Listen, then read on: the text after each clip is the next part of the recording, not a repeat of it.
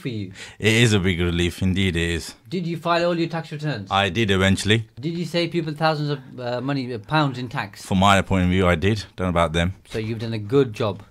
I have. So are you going on holiday from this week for about 6 months? 6 months, I wish. That's what people think, don't they? They Yeah, 6 months. accountants work hard in December, January, and then they kind of go to sleep until April, May time. I wish, yes. That's the view of many people. That's the view of many people.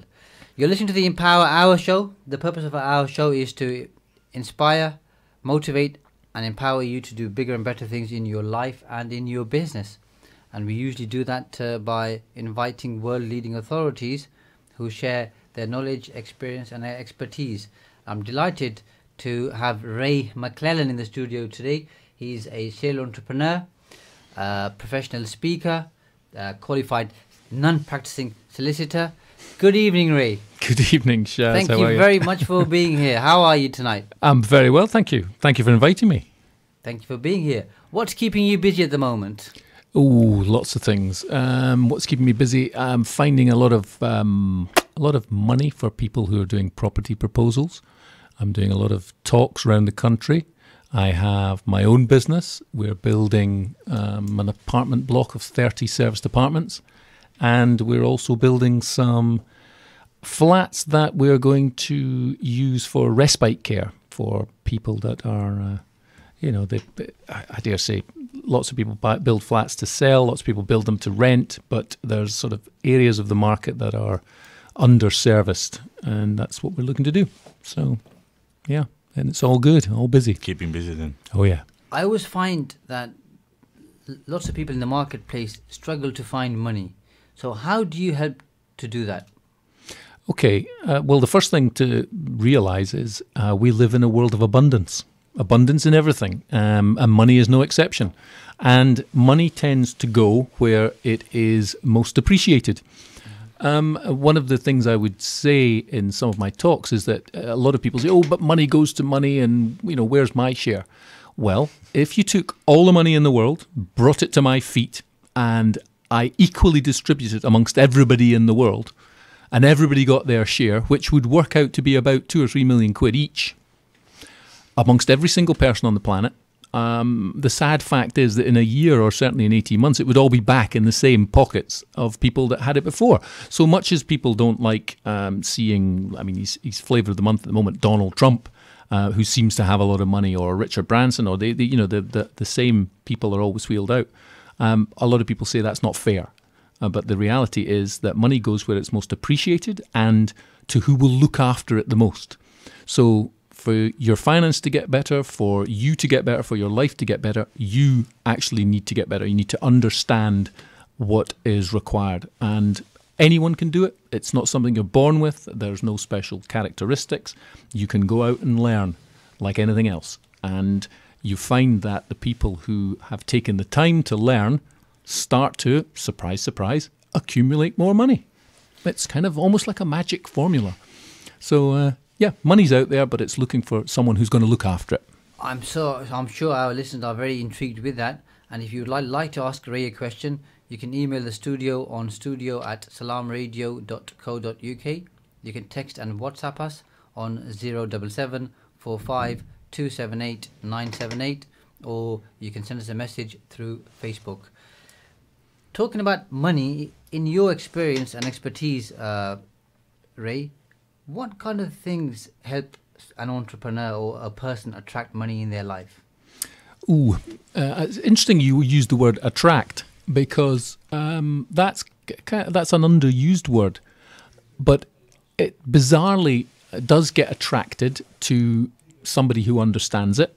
So, for example, if you are in a position of debt, let's say, and you say, well, I've got my credit cards are up to the limit and I'm never going to be able to borrow any money, you're already using a kind of language that is repelling money by saying things like, I'll never have any, I'm no good at handling it, that sort of thing.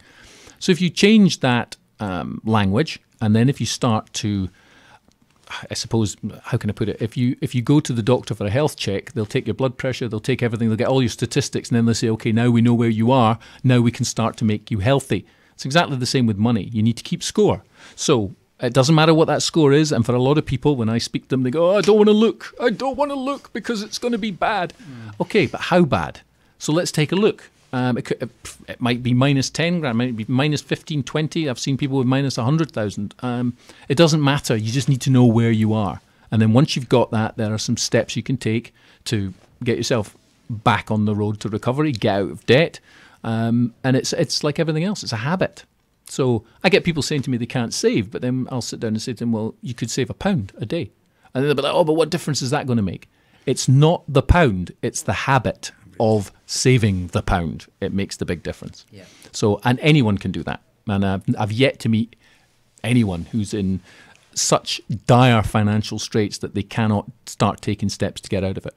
I mean, at the weekend, I was with a guy who owed the bank £1 billion at one point, and he had no way of repaying them. Think about that, £1 billion. That's what, 1,000 times a million, and no way of paying them back. And yet he did. And he was, his attitude was very much, I can sleep at night, the bank manager can't. And now how do I go about sorting this out? And he did systematically go about sorting it out, and he grabbed, life by the scruff of the neck, and, he did it. So when I meet people like that, and I think, it's, my problems are big. Yeah, I'm owing this, I'm owing that. Yeah. And I think, there's nothing compared to him, nothing. So, yeah. And I'm sure that person is probably very well known to most of our listeners, if not to all of our listeners, but we won't mention his name. Coming back to the earlier issue about finding people money. So let's say we've got somebody who's looking to buy property and then convert it into flats, for example, and they need £500,000. They've gone to the bank, and the bank says you can't have the money for a number of reasons. Would they then come to see you? Yeah, I mean, yes, they could. We follow quite a simple formula. It's called CREST, which stands for Credibility, Return, Exit, Security and Trust. So we would look at the credibility of the person and the deal. And quite often the deal will, can I use the word, trump the person. In other words, if the deal's good and solid, it doesn't really matter who the person is behind it, because we can fix that. But if the person has a track record, they've done it before, they have a number of properties and they're managing those quite well, and they know what they're doing and they're going for a step up, then that's the first part taken care of. The return would then be, what kind of return can we offer to investors? And we have lenders and investors. And a lender, I mean, we did a loan the other day at 4.25%. So we're not talking about, huge amounts of money, really. We have some angel investors who will take 6% a year. Some will take more, very few will take less. But if you think about it, they've got their money, sort of the angel investors we have will have money sitting in the bank. That money in the bank is getting 0.5% if they're lucky. If there's a decent deal out there and they're being offered a decent return, and the other, dare say, parts slot into place, then they're going to do it. So credibility, return. The next bit is the exit. How are you going to get the money back to them? Are you going to refinance it? Are you going to sell the deal? What are you going to do? And we are now seeing a lot more instances where we have 3, 4, even 5 exits now. So somebody might be building flats. They could either sell them individually, they could sell them collectively, they could rent them out, they could do them as serviced accommodation, or there's a whole host of other things that they can do, and they're all exits in their own way. So that's the E part. The next bit is S for security. If somebody's going to lend you or advance you 500,000, what security are they going to get? So does the property stack up? Do you have a limited company? Do you have other unencumbered assets? And so on. And then T is for trust. Do we get a nice feeling about this person? Do we trust them? Who do we know that they know? Who can cross-reference and confirm some of the things they've done? And that's the way we would fund things. You mentioned the banks earlier turning people down, which they do. That's because of all the changes in the rules and regulations. But the banks need to get to know their clients, and sometimes they don't know them. So I would encourage people out there to go to the bank, even if you're doing nothing. Be known to the bank. Send the bank details and information of things you're looking at. Annoy them. Have a business mentality. Think like a business, not like an individual. So if you do it through a company, then you can go to the bank. The bank will have a dedicated person who should look after you. They may not give you any money, and they may tell you not to darken their doorstep, but you can certainly send them something on a regular basis. Then after 6 months or 12 months, they have a digital file on you. So when that person gets replaced, or what usually happens is the bank say to the branch, you've not been reaching your lending quota, here's a chunk of money, can you lend it to someone? Then they go, well, hang on, that guy's been bothering us for the last year. He looks like a decent, sort of chap or woman or whoever it is. Yeah. And then they'll call you in, and lo and behold, they're starting to offer you money. So it's all a question of, keeping in touch and following the CREST formula. And so you basically use that CREST formula when somebody approaches you to borrow money. Yeah, absolutely. If someone comes to me and says, I'm looking for some money, we'll generally have a very brief conversation because we like them to fill in and complete an online form. But the brief conversation would be, I use the CREST form and say, well, tell me what you've done before. And they'll tell me how the figures stack up. What's going to be the GDV, the gross development value, when you've finished, and work back from there. And then in my own mind, I can tell if it stacks up or not. If it's looking a bit tight, then we'll have to sit down and work out the paperwork and get the calculator out. But then I would say, and what kind of return are you prepared to offer? They always say, well, I don't know. And I'll say, well, what will the project support? What exits have you got? What kind of security are you offering? And then I get the T part, the trust is a feeling. So quite a lot of, even Richard Branson or Alan Sugar, all these guys go with a gut feeling. And it can be exactly the same with us. You get a chance to look in someone's eyes, shake their hand and think, yeah, this is okay. And then you start to look for the evidence. So you do your due diligence then into the figures, etc., etc. So that's how we do it. Banks do the same thing. They just have they just have a longer chain of command, and they're generally looking for ways to say no rather than say yes. But that's a whole different ballgame on why they think that, and I could talk for hours on that. But that's another story. The first question we've had from one of our listeners is, you're a qualified solicitor. Yep. You must have practiced as a solicitor. I did. Yeah. You then went into business. How difficult was it to make that transition? Okay, well, I was actually in business before I became a solicitor. As my mother would say, it's the only job I've ever had. Prior to that, I was always very entrepreneurial. Why did I become a solicitor? I became a solicitor because it always interested me. And at that time in my life, I had a bit of money, I had a bit of time, and I fell out with my lawyer. And he said, well, if you think it's easy, you should do it. And then I thought, well, actually, that's not a bad idea. Yeah, I'll probably do a law degree. So I planned to do a law degree, not necessarily to become a lawyer. And then a couple of years later, I met him again. He said, how are you getting on? I told him, and he said, why don't you come and work with us? And I said, I have no plans to become a lawyer. And his words were, well, you're almost in the club. You may as well get in there now. And he was a partner in the firm, same age as me, and they all made a lot of money. In the late 90s, early 2000s, lawyers made a lot of money, and some of the firms in London, the Magic Circle firms, they make lottery-winning amounts of money every year. So I thought, yeah, okay, I quite enjoy this. I quite like it. Yeah, I'll do that. So I started off, I did my traineeship, and then I did commercial or corporate law. And then I thought, lawyers have got no idea how to run a business. They Just like accountants. Yeah, they've got absolutely no idea how to run a business. And I then focused on the business of law rather than being a lawyer. Because sitting down and doing contracts and having a wet towel around my neck and going through line by line was just not me. I had a wonderful woman in the office with me, Louise, who loved that kind of stuff. So I would outsource to Louise, who sat next to me, and she would say, well, I've got to go to this networking meeting. Could you go in because she didn't like doing that. She didn't like BNI and networking and going to cocktail parties. She just loved to sit and do contracts. So I used to go around all of those things, and she used to do all my contracts. So that was that. So did that for a number of years. And then, I just thought, this is a bit tedious. I was being pushed to do contracts and more work, and I much preferred business development work. But then the downturn came in 2007, and they didn't like doing business development because, marketing's the first thing to go. Yeah. So I struck a deal with them. I said, tell you what, don't pay me anything. Pay me a commission. Pay me 20% of any new business that I bring in. And I ended up being virtually the highest paid person in the firm. But, and then, of course, the partners didn't like it because I was getting paid more than them. And I just thought, you know what, there's more to life than this. And it was that same time I was I wouldn't say I was scouted, but I was spotted by Bill Morrow from Angel's Den, who had just started Angel's Den a few years before, and he said, you should come and work with us, you'll enjoy it. And I was with him for 7 years. It was fantastic. And so Angel's Den was, if you've ever watched Dragon's Den on the telly, we were the real thing. That's the pantomime version of what we do for real, and it is a pantomime. And we did the real thing. We found angel investors who put money into companies, and yeah, that was that. So that was the end of my legal career. All for the better. Yeah, indeed. Yeah. You've owned a number of businesses. What are some of the key challenges that you've constantly faced in every business?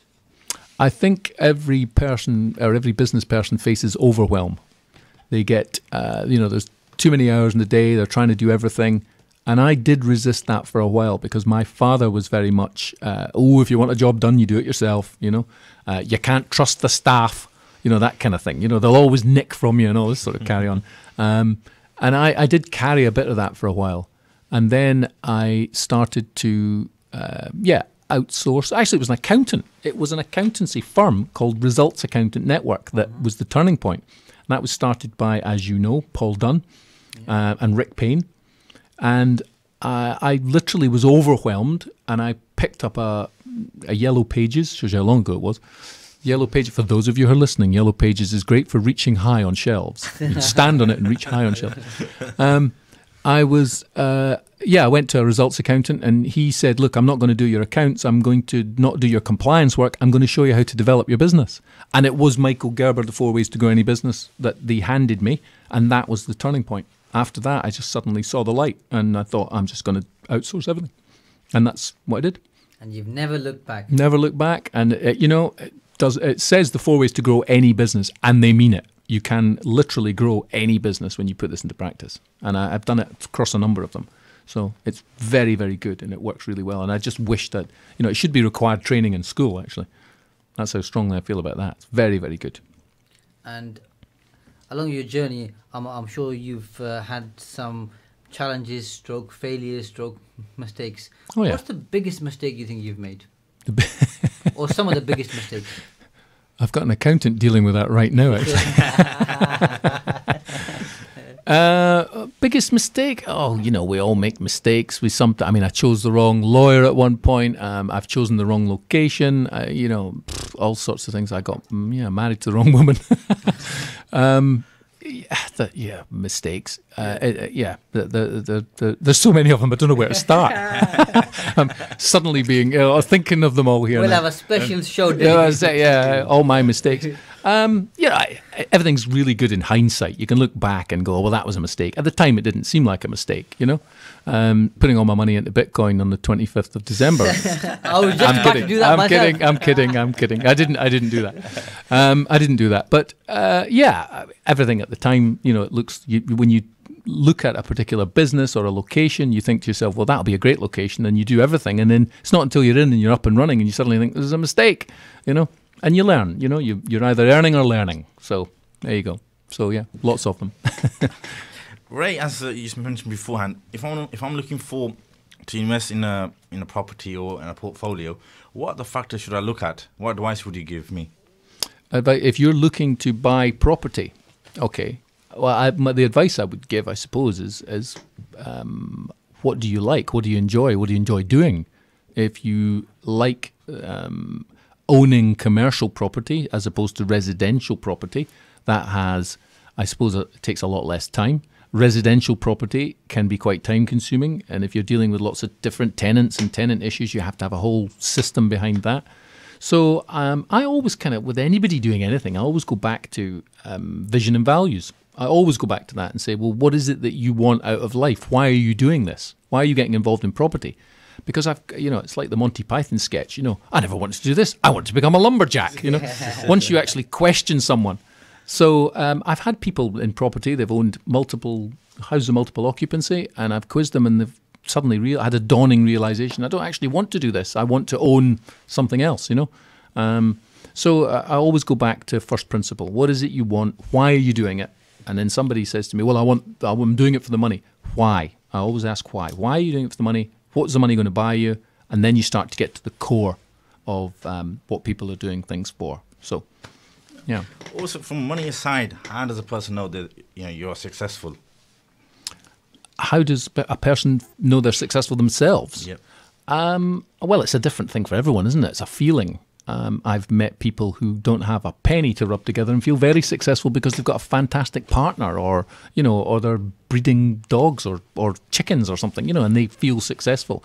But our society's definition of success nearly always comes down to the score, doesn't it? The money. How much have you got? The bank balance, yeah. And if you've got a lot, you are therefore a success. So if I take that definition, then everyone has a different measure of what is an amount of money or not. If I was to take 3 individuals into a room and tell them all, you've got £1 million to last you the next year, for a person who you just pulled in off the street, they would be ecstatic. If you said to Richard Branson he's only got £1 million, he'd burst into tears, because it means different things to different people. And I think being happy in your skin is, expressing gratitude, for example. If you express gratitude on a daily basis for at least 3 things, you will tend to find that you no longer have a desire for material things. So, and taking away that desire for material things can make people feel happy and successful. It's bizarre how it works, but it can work incredibly well. In order to feel successful, a lot of the high net worth individuals and sophisticated investors I deal with, none of them have, for example, a sense of entitlement. They don't feel that they're owed anything by anybody. The world doesn't owe them anything. And then quite a lot of them will say, if I was really on hard times, I would do anything rather than go to the dole office or whatever you call it now. But, they would, I've seen guys in their 50s and 60s who have been wiped out and would work in McDonald's, because it's like I said earlier on about the habit. It's not the habit of saving the pound. It's the work ethic. It's that if I've got something to get up for in the morning and something to achieve each day, I'll feel successful. I've seen solicitors who have decided to give up the law, 2 in particular. One wanted to become a cabinet maker, and it said it's the best thing he'd ever done. And another one wanted to become, he started fitting fireplaces and grates for people in their houses, and absolutely loves it. Now, he's fully qualified. He was a lawyer for like 15 years, and then he went off to start building fireplaces and loves it and feels much more successful now than he ever did. So it's, it means different things to different people. Also, before you mentioned marketing, what are the best methods of marketing your business? The best methods of marketing your business? Well, there's lots of, we now live in an age where all of that stuff kind of is free if you know what you're doing. We've got so many. I like the word free. Yeah, there's so many things out there now. I mean, you've got Facebook, Twitter, all sorts of social media. There's people using social media in the right way and there's people using it in the wrong way. So, what's the right way and what's the wrong way, from your opinion? Well, the right way is most people probably spend a couple of hours every day on social media, Facebook or Twitter or Instagram or whatever it is, and they're contacting their friends. And then they are the recipients of sponsored messages. So they are net consumers, I suppose, of social media. Whereas with a little change in mindset, you can actually use social media for your own advantage. You can get some incredibly good, for example, starting a blog, getting a Facebook page, starting to get likes on your Facebook page. You start to build up your credibility. On Twitter, you can quite easily get thousands of followers, hundreds of thousands of followers. That gives you credibility. And then when you start putting your message out there in a marketing format, people now have a digital footprint, and you'll go there and they will look. And, it's crazy, but if I had 3 million likes on Facebook and you had 200, I'd do more business than you, even if you were the better business person than me. It's crazy.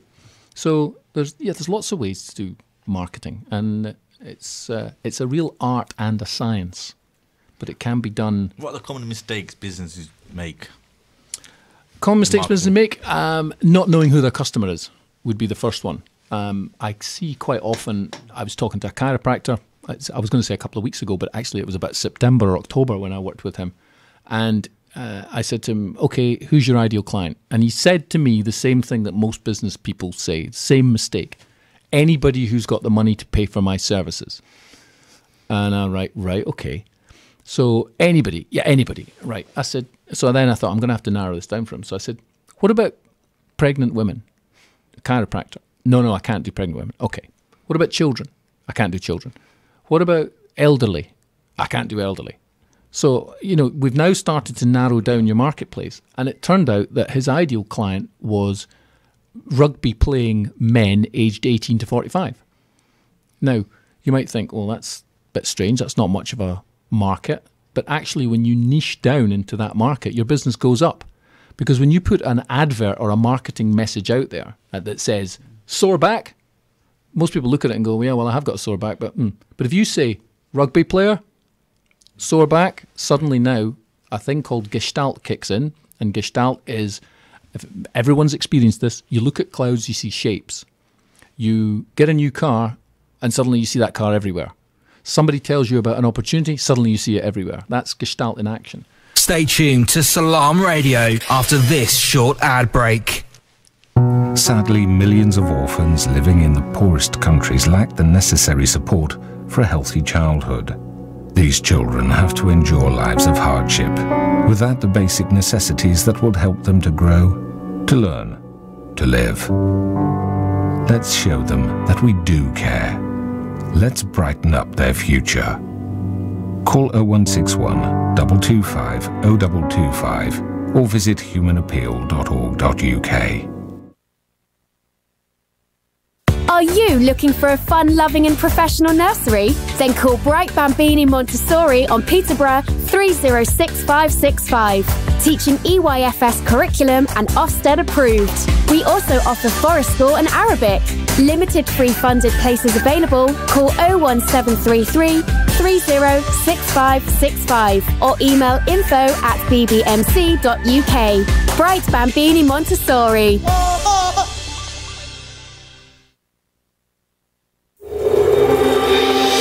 Need a great place to chill out? Look no further than The Lounge for quality food and drinks at a great price. Try our varied menu: pasta, seafood, burgers, grills, salad, soup, rice and sides. Also hot and cold drinks, milkshakes and mocktails.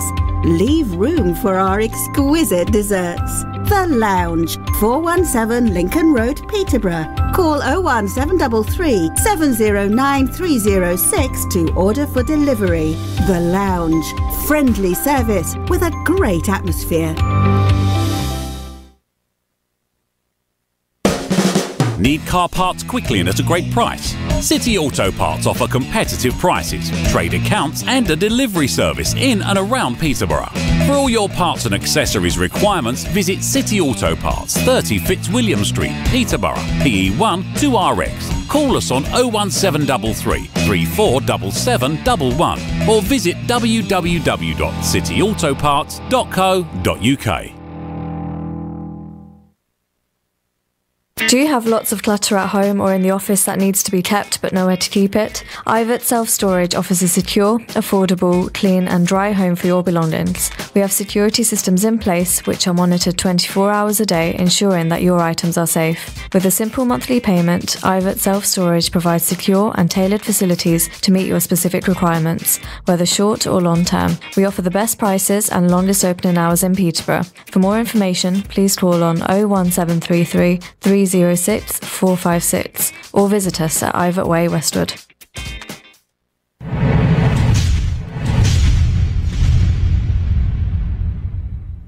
عن أبي هريرة رضي الله عنه أن رسول الله صلى الله عليه وسلم قال: كل سلامة من الناس عليه صدقة، كل يوم تطلع فيه الشمس، تعدل بين اثنين صدقة، وتعين الرجل في دابته فتحمله عليها أو ترفع له عليها متاعه صدقة، والكلمة الطيبة صدقة، وبكل خطوة تمشيها إلى الصلاة صدقة، وتميط الأذى عن الطريق صدقة.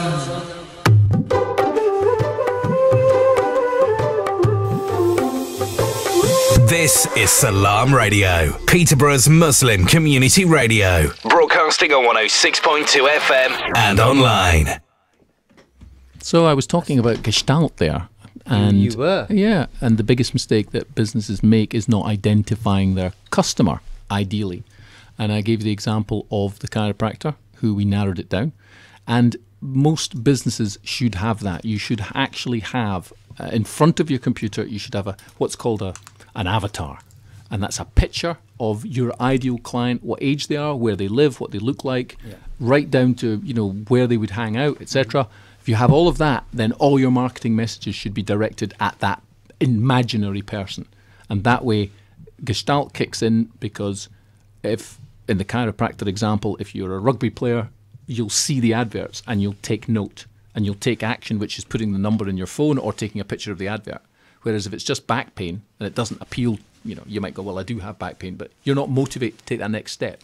So when it's aimed at you, it's almost personalising it, then it can have a big, big difference. And I think, there's very few businesses I've seen that can't do that. Fantastic. Also, Ray, do you think having a mentor helps you to progress, or is that a waste of time in your business? It's probably the one thing that's made the biggest single difference in my life is having one, getting the right one. Yeah, absolutely, they're good. Free mentors are worth every penny. The ones that you pay for are you're more likely to take action when they give you advice.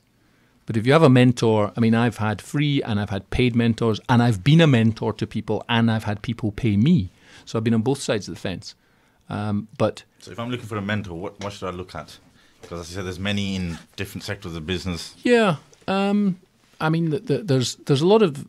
You can go through there's business clubs you can go through, and there's the Institute of Directors, all the rest of it. There's places where you can get non-executive directors. So what you're looking for, I suppose, would be somebody who would encourage you to become a better person, encourage you to take action, encourage you, and if you find someone who's in your chosen area and you know what they're about, then that's a good idea. That's always a good thing. If, for example, I don't know, if you're wanting to write books and do public speaking and do all those kind of things, and if you've got a mentor who's done that kind of thing, then it's extremely helpful. If you're looking to grow your restaurant business, then a mentor is somebody who's previously owned a chain of restaurants, or is always good, because they can give you the insights. But business has generally not changed for thousands of years. If you look back to, the Romans, the Chinese, the Persians, all the rest of it, they all used to do business, and it was all people to people doing business. They didn't have all the social media and stuff in those days, but they had, what did they have? They had persuasion, they had their handshake, they had their word, they had, all of that. And all of those things are still applicable today. So if you can find a mentor who encourages you to be a better person of yourself, but also understands your business, then that's a good combination. That's a really good combination. Also, what do you think was the most important part of your whole business journey so far? I'm probably still going through it. And I remember when I was 10, I wanted to be 10 forever. I thought it's the best age. Then I was 18. I wanted to be 18 forever. And then 21, 25. And then when I was 35, I thought, this is it. This is the best age to be. And now I am older than that. And I think this is the best age. This is the age I want to be. And I got a health screening. I'd get one every 6 months, and I got my health screening results in just the other day. And apparently I have the blood of a man half my age. Fantastic. Which so I want to stay this age and this condition forever. Yeah, absolutely. Because I think right now I'm getting a combination of sort of age and experience, and that's all, that you can't beat that. You really can't. When I was younger, I used to look at older guys and thinking, oh, how come they know it all, And now I'm kind of getting closer to them, and I'm looking at 25, 30. Even last week I had a guy, 35 years old, was asking me about business, and I was kind of stunned at how much he didn't know, And, so that there's a lot to be said for. I think in this country, the way we treat elderly people is appalling, One of the great things I did at school was we were encouraged to go to the local elderly home and talk to the people one day a week. And it was fantastic. And I think about it now. Some of the times I wanted to get out of there because I was wanting to go and play football or whatever. But now I think back, and, they all have wisdom. Yep. And it doesn't have to be business, Your housewife or someone who stayed at home still has that wisdom of age and years. And it's a tragedy that we don't take more notice of that. So, yeah, that's a good mentor, Somebody else's granny or granddad. Not your own, because they know too much about you. You open up a chain of restaurants. Yeah. Usually what I find is somebody opens up a single restaurant and they're kind of stuck there. How did you manage to open up more than one restaurant? By being young and naive and not really knowing. And had I known then what I know now, do you know, it was because the property was available. There was a recession at the time. I had the money to expand, and I said to the agent, you know, find me property, and he found me property real quick. So I had 3 properties on the go when I reached my overwhelm and when I found that accountant. Yeah. If I'd had 1 on the go, I probably would have been stuck.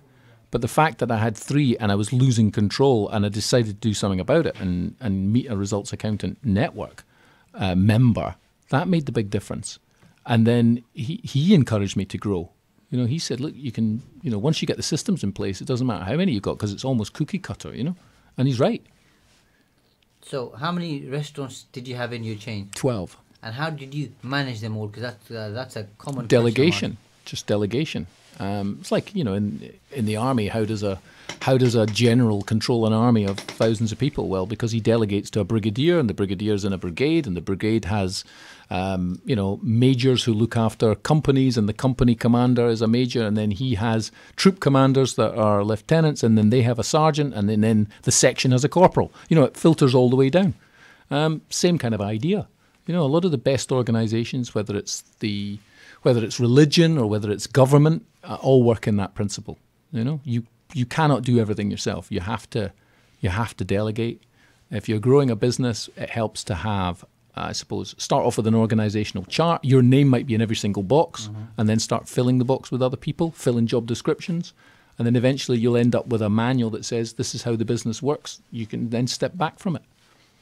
And it's important that people do that, because the biggest challenge you can have if you're in a business, and I see it all the time, someone comes to me and says, I want to sell my business, and it's very profitable. And then I'll go, okay, but you haven't paid yourself. If someone's going to replace you, that's going to wipe out all the profits. So therefore your business has no value, and they can't see it, you know. It's like, no, but it does. Look, it's making this profit. Yes, but if I was to pay you, you know, there'd be no profit there. So it's, you know, delegating is again an art and a science, and it's a good thing to do, to learn the art of delegation and step away. Absolutely. We've had a question come in for you. Someone's looking to start up a business. So what are your tips in terms of the first few things that they should do? Ooh, to start up a business. Okay. Depends what the business is, but I get quite a lot of people that certainly when I was with Angel's Den, and then Entrepreneurial Spark is actually an incubator and a hub for startups.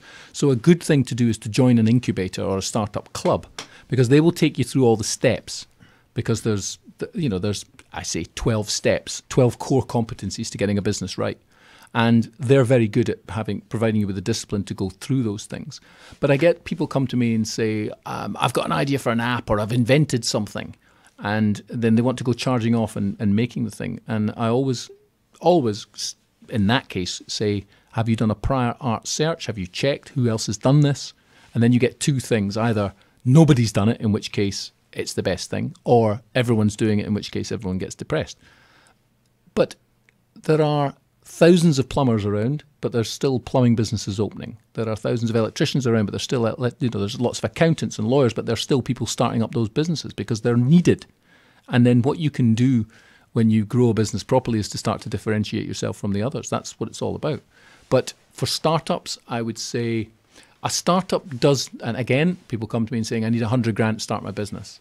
And sometimes I'll sit with them for 10 minutes, 15 minutes, and they don't need any money to start their business. What they need is customers. And what they need is to start making sales. And they can start making sales. For example, I spoke to someone last week, and it's happening now. They've came to me saying they needed this money to start the business because they needed to get money to buy and build and make the prototype, etc. Well, there's a company out there, you can look it up, it's called Magfast, magfast.com. If you go there and look, that is a company that has millions in the bank and has not had to raise any money from anybody, because what they did was they said, here is our product. The product when it sells will be $20. If you want to be a beta tester and the first person to get this product, you're going to get a 50% discount. but you order today and the product will be shipped to you sometime in the next 12 months. And they had, however many thousands of orders coming in from people who understood that they were getting a discount. So that then gave them the money to go and get the product made. You see, so there's lots of different ways to skin a particular cat.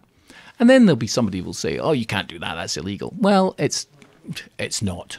Depending on, it's all about how you word it and how you structure it. And there are, there's ways to do it ethically. So you have to give people an opportunity for a refund and all that, And for example, if you take all the orders in PayPal or Stripe, you never give a refund in PayPal or Stripe. You give a refund direct to their bank, because Stripe and PayPal will slap you down if you do that. So, I've seen a number of businesses start that don't, they require sales. They don't require anything else. You don't require an office, business cards, a suit, a car. You need sales. That's the way to grow a business. So if you're a startup, focus on who you're going to sell to. Who's your ideal customer? Sell to them. And join an incubator. Good advice. Another question we've had is somebody saying they are struggling to delegate. What are your top tips to help somebody become a better delegator? Create a checklist of everything you do. So if you're having trouble delegating, I don't know what the business they're in, but let's say it's they're letting property or, washing cars or whatever. I don't know what it is, whatever their business is. They just need to create a checklist that a 10-year-old child can understand, showing the steps to that project, hand that over to the person, let them get on with it. And then get out of their way, because quite often, certainly I've found that people can be more creative, Lazy people are great at finding good ways to do things for the minimum effort. And you might be struggling and then suddenly they go, there's a much easier way to do this. And and get into the habit of delegating things out. Delegate out small things, I've delegated in my house the children to take the recycling out, as an introduction. Little do they know, they're only 8 and 10, but little do they know what I've got in store for them over the next 10 years. Can you come to my house next to my boys, who are one's 9 and the other one's 10? Yeah. I'll say Uncle Ray wants to train you on something over here. Uncle Ray is coming. Yeah. So delegation, simple checklist, and you can do that on just a one-page bit of paper, 12 points. Just write them down, photocopy it. You've both got it, and you can both sing from the same sheet. Absolutely. Before we came on air, you were sharing with me that you read quite a few books. What are your top 3 most valuable or powerful or useful books that you've read, which you think a general entrepreneur in any business could benefit from? First and foremost, without doubt, The E-Myth by Michael Gerber. That's Gerber, Michael Gerber, The E-Myth. E stands for the entrepreneurial myth, the myth that anyone who's a chef can own his own restaurant, or a hairdresser can open their own salon, or whatever. Technicians don't necessarily make good managers, and not everyone is capable of running their own business. The figures are something like 1 in every 20 people would be good at being self-employed, and the rest just want a job, just want to get paid. So that would be, without doubt, the first one. And then, there's a whole host of others. It really depends what sector you're in, because there's some great books out there for whatever sector you're in. But there is a very good one called Persuasion. Persuasion is a really good book. I'm struggling to remember. Bob Cialdini. Cialdini, that's right. The Art of Persuasion, that's a really good one. And then there's a guy called Scott Adams who's written a book called How to Win Big Despite Failure, something like that. That's a really good book. So that would be my top 3. So Cialdini, Persuasion by Cialdini, and then the book by Scott Adams, which is, it's called How to Fail at Almost Everything and Still Win Big by Scott Adams. It's kind of the story of my life. Of all, I've probably given away more E-Myth books than any. I've had piles of them. I've given them to lots of startups, lots of entrepreneurs, lots of people that I know. My mistake there was I should have charged them. I should have said, here's a book, give me a $5. Then they'll read it. Yeah, and then they'll read it, yeah. The next one I would give away would be How to Fail at Almost Everything and Still Win Big by Scott Adams. I wouldn't give that away, I'd sell that as well. And and then the other one would be Cialdini. Yeah, The Power of Persuasion. I think they're really good books. Ray, what do you do outside work? Apart from teaching the kids to take the bins out. I play 5-a-side football. My daughter. Are you a Celtic or a Rangers fan? I'm from Edinburgh, so I'm neither. I'm neither. There it's Hibs and Hearts. And Hibs and Hearts, and I'm Hibs because my brother supported Hibs. I think I last saw them in March last year at the Easter Road, their home ground, and they recently beat Rangers 2-1. They did, yes. And they recently got beaten 1-0 by Hearts in the Cup. But they won the Cup, actually, after not winning it for hundreds of years. They won it in 1902, and then they won it again a couple of years ago, so big gap there.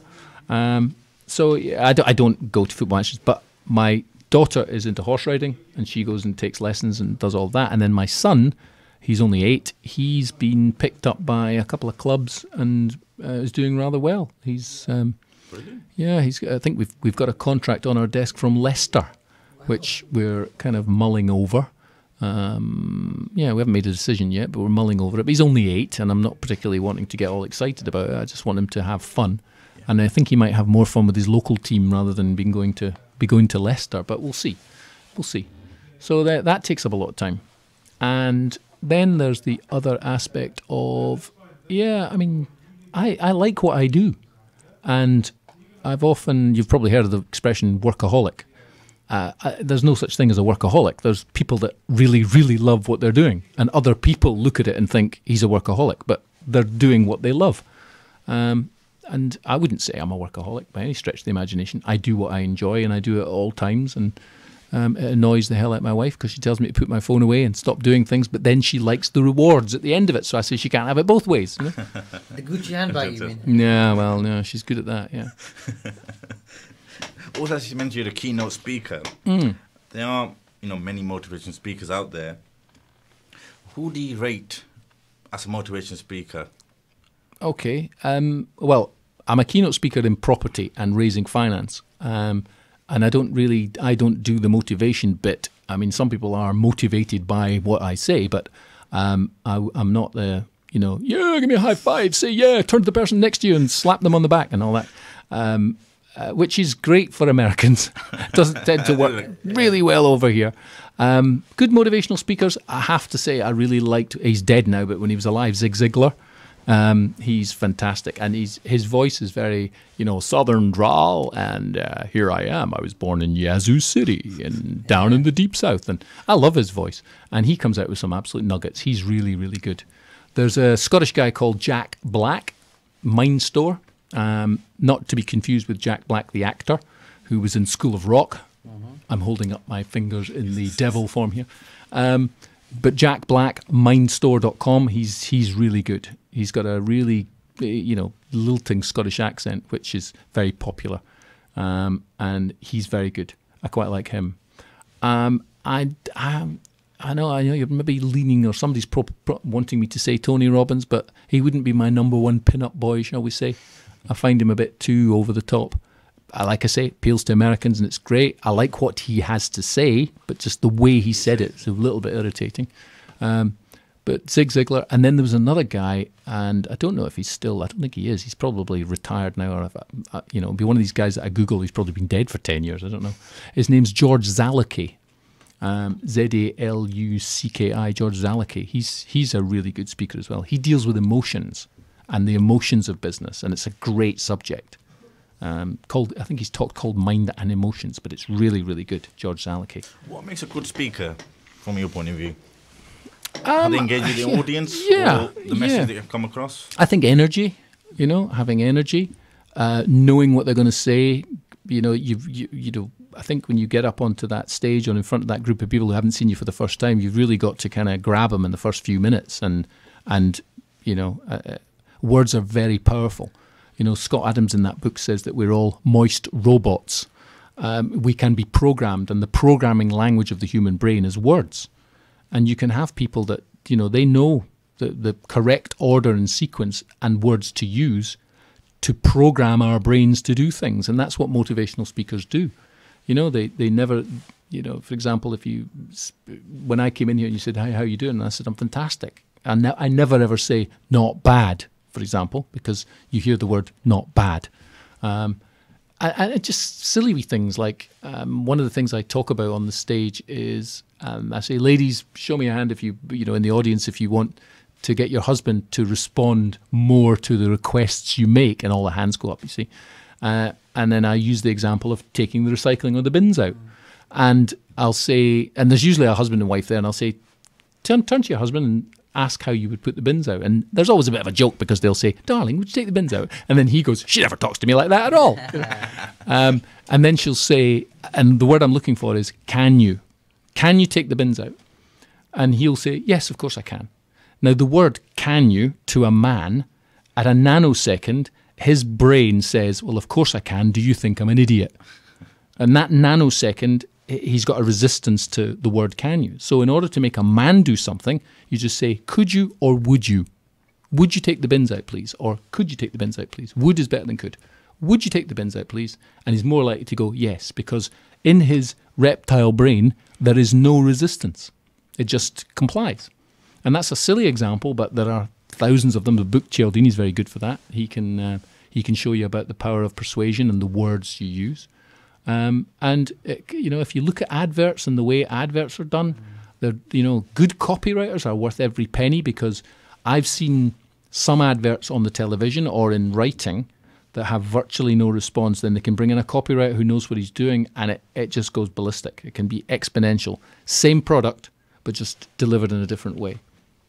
So, yeah, motivation is about moving people in a certain direction, and you can move people with the power of words if you know the right words and the right order.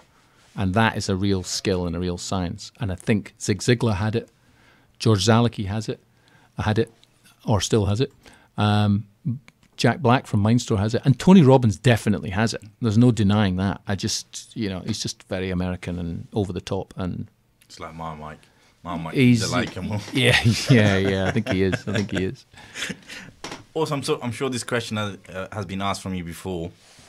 If I want to invest in property, is it residential or commercial?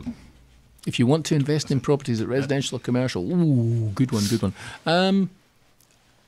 Well, each has advantages and disadvantages. I think if you're going to invest in any property, it should be for the long run. It's not something you get into and get out when the going gets tough. You need to think that property effectively doubles in value every 10 years or so. So you need to kind of keep in for the long run. So that would be the first thing, whether it's commercial or residential. And like I say, they have their advantages and disadvantages. And there's subsections within each. Because with commercial, you've got everything from farmyards and car washes to shops to various other things, So they've got their advantages. So it depends. It goes back to your vision and values. What is it you want? Go back to that, and then you can work the answer out there from there. Got a couple more questions for you, Ray, from our listeners. There's a chap who's looking to start a deli business, and his question is, should he prepare the food at home and then sell it at the shop, or is it better to prepare the food at the shop? So I think his real question is, should he prepare the food at home and then sell from an industrial estate, or rent out a shop with a kitchen and prepare the food there? Depends on his target audience. Who's his target market? Who's he selling to? Is he selling to restaurants, commercial, or whatever it is? In which case, he can be in an industrial unit costing him nothing, or is he selling in a retail environment? Is he wholesale or retail? Wholesale, cheaper. Retail, you get more money. Whether that's profitable or not, you'd have to work that out, and work out the sums and get it right. It's not just about the product as well; it's about the sums and getting it right. I mean, give you an example. I've gone in to see people in restaurants who are struggling. That's the owner of the restaurant going, "We're getting good turnover, but we're not getting any profit." And I'll say, "Well, what's your margin? What's your markup?" And they'll go, "Well, it's 100%. We buy something for £1, we sell it for £2. That's 100% markup." And I'm like, no, it ain't. That's so far from 100% markup. It's not true. And that basic understanding, I mean, you want to get a 60% margin in restaurants. And to get a 60% margin, you have to multiply your product by 2.5, then add the VAT. Yeah. So you're talking about £2.50, a £1 product sold for £2.50 plus the VAT. So if you're buying something in for, a tenner, you've got to sell it for £25. You've got to, and plus the VAT. And that gets you your margin. You work back, and it's fundamental mistakes that make people fall down. This person should focus on the margins, the numbers. I'd say, take a look at your margins. Are you selling wholesale or retail? And then that will make your answer. Another quick question, which you'll have to answer quickly as well. Okay. Is there any way we can apply the ideas you've shared today in the voluntary sector, i.e., in terms of motivating your team and increasing income and growing the team? So you've got about 30 seconds to answer that question. Yeah, no, there always is. You can certainly look up team motivation. If you just Google team motivation, you'll see checklists in there for all of that, and that can be applied across the public or the private sector or any other sector, charitable sectors as well. When it comes to, we're all dealing with people at the end of the day, and people are moist robots that can be programmed with words. So it's just a question of knowing what those words are. Thank you very much, Ray. It's been an absolute pleasure with you to have you with us. I've learned loads from you, although I have met you before, but you've shared some real golden nuggets here, which I'm sure our listeners have appreciated, and I'm sure they will implement it in their business. Listeners, we shall join you next week, same time, same place. Bye-bye for now. Stay tuned to Salaam Radio after this short ad break. Do you or someone you know have